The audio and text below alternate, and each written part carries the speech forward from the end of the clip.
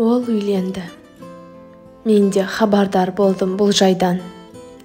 Іштей бақыт тілеп жүре бердім қайтадан. Күн өтті, бәлкім апта өтті бір күні. Қоңырау соқты өткен шақтағы бір адам.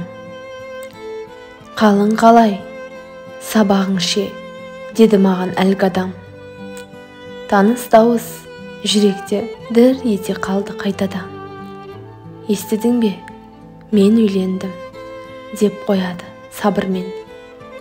Не дейін енді, бақытты бол, сен бақытты болсаң жай табам.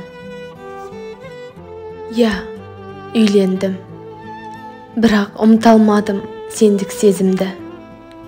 Есіме алдым сол бір бақытты кезімді. Бақ тілеуден басқа айтарың жоқ пе еді? Шақырайын дегем, үйлену тойма өзіңді.